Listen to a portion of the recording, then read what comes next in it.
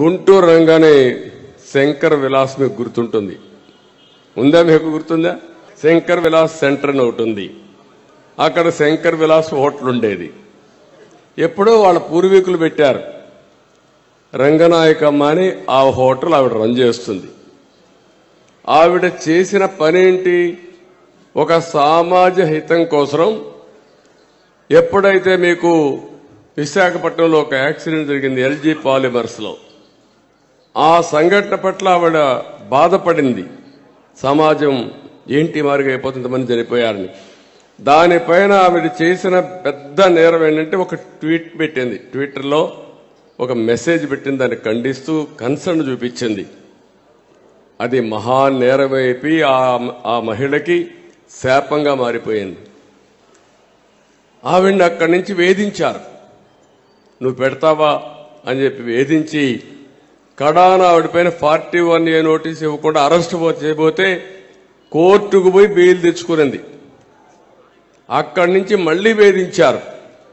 ఆవిడ్ని ఆ హోటల్లో ఏ విధంగానైనా సరే ముయించాలని ప్రయత్నం చేసి, తద్వారా మీరు చూస్తే ఎవరైతే ఆవిడ మీద వ్యతిరేకంగా ఉంటారో వాళ్ళందరినీ పురుకొల్పి లేని అప్పులు కూడా ఉన్నట్టు సృష్టించి వాళ్ళందరినీ ఇంటికి పంపించి బెదిరించి కడాన హోటల్ ముయించేశారు.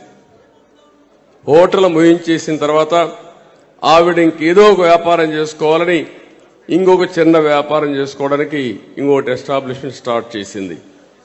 అది స్టార్ట్ చేస్తే అక్కడ అది జరగలేకుండా అడ్డం పడ్డారు, పర్మిషన్ ఇవ్వకుండా అడ్డం పడ్డారు. ఇంకా బతకలేక ఈ ఊరు వదిలిపెట్టి హైదరాబాద్కి వెళ్ళింది. Can you imagine this? ఒక్కసారి మీరు ఆలోచిస్తే ఎంత బాధేస్తుందంటే, ఈ రాష్ట్రంలో ఒక సాధారణమైన వ్యక్తులు బతికే పరిస్థితిలో ఉన్నారా అని అడుగుతున్నా. ఈ రోజే నేను చూసినప్పుడు రంగనాయకమ్మ గారి యొక్క అరెస్ట్ ఆ రోజు చూశాను, నేను సహకరించాను, పార్టీ కూడా కండెమ్ చేశాను. కానీ ఈరోజు ఆంధ్రజ్యోతిలో నవ్య అనే దీని కింద ఆర్టికల్ రాసి ఈ స్టోరీ అంతా రాస్తే మనసుండే ప్రతి ఒక్కడు కూడా బాధపడాలి.